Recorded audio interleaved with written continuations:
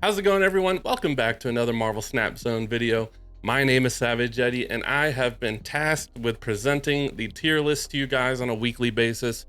Last week I did the Conquest tier list. This week it is the regular ranked ladder tier list for the end of the previous season. By the time you're watching this, Dakin has already come out, and hopefully the meta has been shaken up. But for those of you trying to climb as fast as possible at the beginning of the season, I'm going to break down what decks have been successful and what decks you should play. So overall, the meta has been pretty stale this last week. There's some experimentation going on down in tier 3 level decks, but for the most part, the best decks in the meta have stayed about the same. This week, there's only 2 tier 1 decks. Last week, there were 4, but I mean, overall, there hasn't been any new introductions. Except for the Infinite SheHulk deck. I was actually really excited to see that on this list. I'll go over that in a second. But for the most part, I'm just going to skim through and give you an overview of what's going on in the meta, why things have shifted, what has shifted, what cards have changed in these decks. I'm not going to go into too much detail because just not an overly exciting week. Hopefully next week is going to be much more exciting with these new cards coming in. So let's take a look at the list. Tier 1. At the top of the list, we have good cards, of course. The list you're looking at here is a good card stature, but some lists swap out stature for Lizard and Black Bolt for Legion. That's actually the version that I like to play. Either way, whichever deck that you're playing, whichever version, it's just a very flexible deck. You're going to see that as a common theme. We saw that last week when we talked about the Conquest decks, where every top deck was very flexible. It's more important in Conquest than it is here, but the more flexible your deck is, the more answers your deck has for what your opponent is doing, and the more your deck can do on turn 6 in relation to what locations it can play into, what choices you have, the more successful that deck is going to be. Some decks, as we get further down this list, are going to be more telegraph decks. For instance, Shuri. The Shuri decks are very straightforward. You're playing Shuri, you're playing a big card, and then you're playing Taskmaster to copy it. They're very straightforward, they're very linear, they're not reactive to what your opponent is doing. And that is not currently the makings of a very good deck. So at the top of the list, good cards. If you haven't tried this list, give it a try. You're probably going to climb the fastest with this list than you would with any other list in the meta, at least for this first week. I think people are going to be experimenting with Dakin. So give this a shot if you haven't played it. Again, not going to go into too much detail, but with Zabu, Shang-Chi, and Enchantress and Killmonger, you have answers to what your opponent is trying to do. And with Darkhawk, Iron Lad, in this case Stature, you have the ability to go big in multiple lanes, specifically in the last few turns, last turn 5 and turn 6. The next deck on our list is Thanos Control. Some big changes to this list, but overall the deck archetype still on top. The original deck had Hitmonkey and Mysterio in place of Jeff and Lizard. For whatever reason, the more successful deck this week does not have Hitmonkey and Mysterio and has Jeff and Lizard. Probably just more consistency. This isn't the version that I like to play. I like playing the Hitmonkey version. I like the high roll. It's just more fun for me. Dumping a bunch of cards on turn 6, again, is just more fun for me. But overall, this deck is strong, and it's going to stay strong as long as Wave stays out of the meta. Once a new deck comes in, a ramp deck that has Wave, this is going to see and have some problems. But currently, it's still really strong. You're going to be very successful on ladder with it. Again, give it a shot. The next list, we're actually down to tier 2 already. Again, there was only 2 lists in tier 1. Tier 2, Shuri, Sauron. I talked about this a little bit earlier. This deck is not very flexible. It tries to add some flexibility with adding Vision. Vision just got buffed from a 5/7 to a 5/8. So with the ability to move Vision around, you can play into different lanes. But overall, the deck's idea is very linear.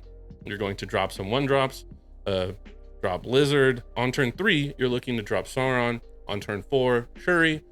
Turn 5, a big card. And then turn 6, copy it somewhere with Taskmaster.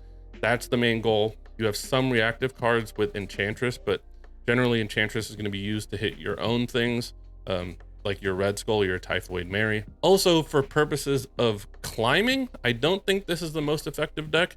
Generally, by turn 5, your opponent has a pretty good idea on whether you're going to do what you're trying to do.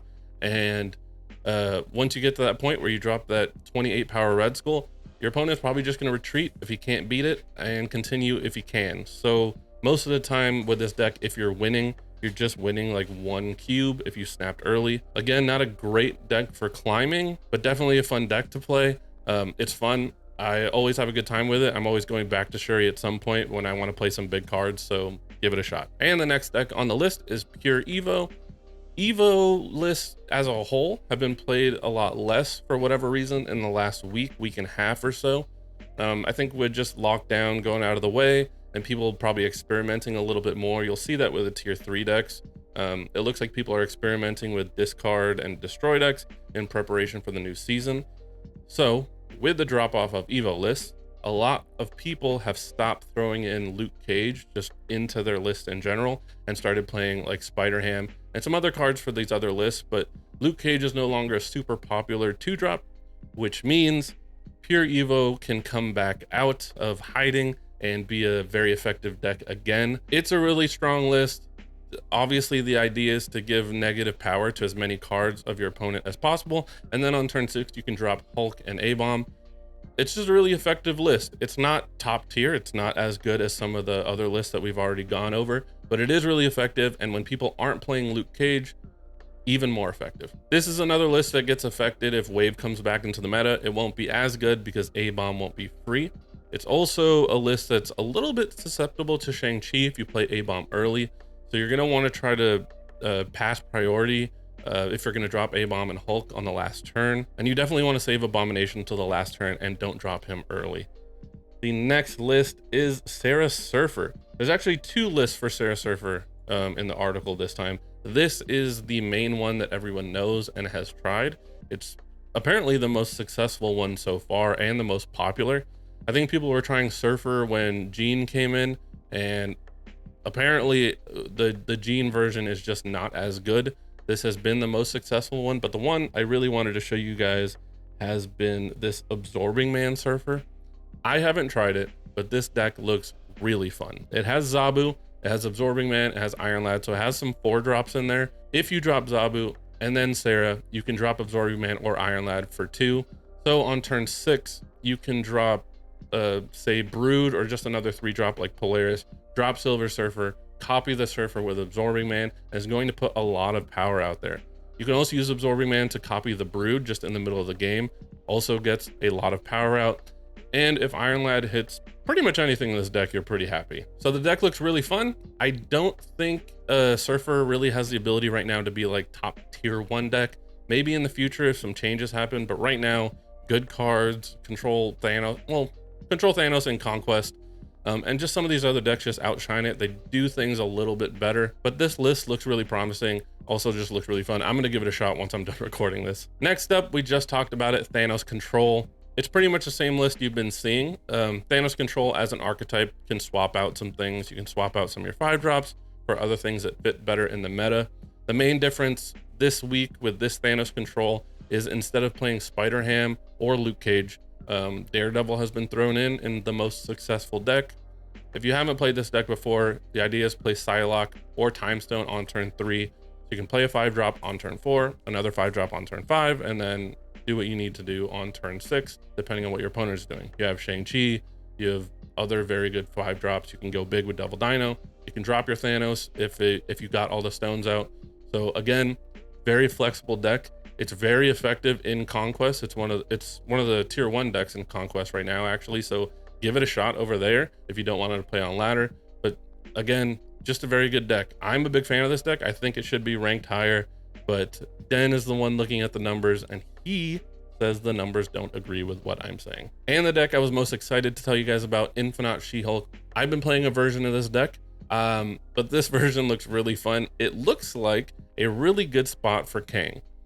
I don't think I have ever played Kang, but I think he fits very well into this deck. Before I go into that, for those of you who haven't played this kind of a deck before, the idea is to play Moon Girl and copy your SheHulk.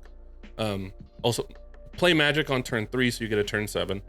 Play Moon Girl to copy the SheHulk. Turn 5, you can play Legion or just get some other control stuff out like Cosmo, Spider-Ham, whatever you need. On turn 6, you're looking to skip your turn to make SheHulk cost 0 and to make Infinite playable. and then on turn 7, dump your hand, 2 SheHulks, an Infinite, and it's just really effective to get a lot of power. And because you're skipping your second to last turn, generally you don't have priority, so Shang-Chi is not an issue. And you have the flexibility to go as big as you want in different lanes. You're not so committed on a specific lane. Now, the reason why Kang is so exciting is because the abundance of Legion in the meta right now. If you play Magic and then you're going to skip your turn 6, it's a little bit scary to snap early, because a lot of the time your opponent will play Legion, get rid of the Magic, you just played nothing on turn 6, and you lose the game. But Kang gives you the opportunity to see what your opponent is going to do on turn 6 if he's playing that Legion or that Storm or Scarlet Witch to steal away the Magic early. And it really just gives you that peace of mind to snap or continue when your opponent snaps. And I think it's just actually a really good fit here. I have not seen a deck list that Kang has been included into that I thought that deck looks better with Kang. Often Kang is very useless, but for whatever reason in this list, I think he's a really good include. I also think Kang is pretty effective in Conquest, so I'm going to give this deck a shot in Conquest, see how it goes. Maybe I'll make a video of it on my channel, so if I'm successful, go check me out over there. Hopefully I'll have a video up about it. If not, don't try it. I don't think it was that successful. The next list is Iron Patriot. We've all seen this. It's been around for a while. I will say Enchantress has been showing up a lot more in some of the top decks. This deck obviously is susceptible to Enchantress.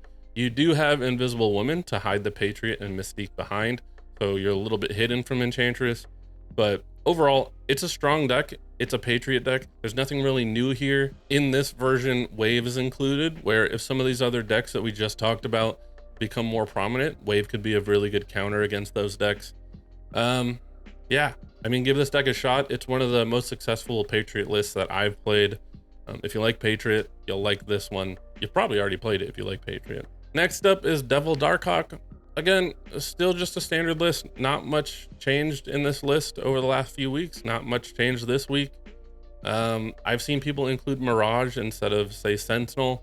I've had more fun with that. I don't think it's necessarily better, but it is more fun. I like playing the new cards. Has Shang-Chi as a reactive card, has Cosmo to try to control what your opponent is doing. Fill your hand up, play Devil Dino, play Darkhawk. You do have the ability with Coulson and Nick Fury to draw some cards that your opponent won't expect. So you do have a little bit of that surprise there. I don't really know what else to say. It's a Dino list. Fill up your hand, play Dino, put rocks in your opponent's deck, play Darkhawk. Pretty straightforward. Next up on the list, and I'm sad that it's this low and that it has dropped this low, is Evolved Lockdown. This is my favorite archetype. I love lockdown lists. I actually just got an Infinity border this season with this lockdown list. So it's still very good. I don't think I was playing Daredevil though. I think I had Spider-Ham in my list. Overall, it's a fun list. It's dropping. It's becoming less effective as the weeks go by, especially with good cards. The good cards list is just a really good counter to this list. You rarely win the Storm lane, and it has the ability to just win the other lane, so your Spider-Man doesn't matter. I would play it if I were you before it goes away, before it fades completely out of the meta. Right now, it's still effective. It's still fun. Give it a shot. Next up is Hela Tribunal. I've played this deck a few times. I hate it. I hate this kind of play style of a deck. However, I can't argue. It's a good deck. I don't think it has the potential to be top tier unless it gets some extra tools that it doesn't have now. But it is just fun. You get a lot of power out. It's really fun to just try to get the combo off to get Invisible Woman and then MODOK and Hela. It's one of the few decks that I think you can win just by playing 3 cards. So if you can get that off and get some good discards, hope everything lands in the right place, you get some wins here. That being said, if you're looking for a really linear deck, I just think the Shuri Sauron deck is more consistent. It's just a better deck overall, and it's less of a dice roll. So I'd say try that. But if you like these like high roll, fun, interesting decks where you're going to see stuff that you don't normally see, this is a deck for you. That's it for the tier 2 decks. When we move on to tier 3, I'm just going to scroll through these because they just seem like experimental decks. Yes, they're proven, but I just don't think they're as good as like the tier 1, tier 2 decks. So if you're looking for consistency and you want to climb as fast as possible, I don't think these are the decks for you. However, this month, these decks are going to get a lot more tools. And so I'm excited to see what is going to come out of them. But we have discard Dracula. We have Hela discard. Nimrod destroy. Negative Surfer. Always just a solid deck, but that's not getting some cards added this week. Galactus just barely hanging on to the tier list. We have Thanos death. Deadpool destroy, again, gonna get some extra tools this month. I feel like Dakin would be a really good add, really fun add to this list. And then Thanos do. If you're interested in any of the tier 3 decks, if you're interested in any of the decks, check out the full article. The link will be in the description. Den does a really good job of breaking down why he thinks each of these decks is prevalent in the meta, what they're good against, what they're bad against. He has guides for a lot of the decks. Let me get to the top. And you can see the decks that he has guides for. There's a lot of them. Some of them are new guides. Definitely check them out. They're very thorough. They're very informative. I skim through them when I see one of these decks so I can get a rough idea of how someone else plays the deck. And then when I get my hands on it, I can kind of get a feel of how I like to play it. But that's it for this week's tier list. My name's SavageYeti. Go check my channel out in the description. I have my own channel that do bundle breakdowns. I do deck videos. I do all things Marvel Snap. So go check me out there. Subscribe to Marvel Snap Zone. And as usual, if you love all things Marvel Snap, make sure you like and subscribe, hit the bell. I'll see you in the next one.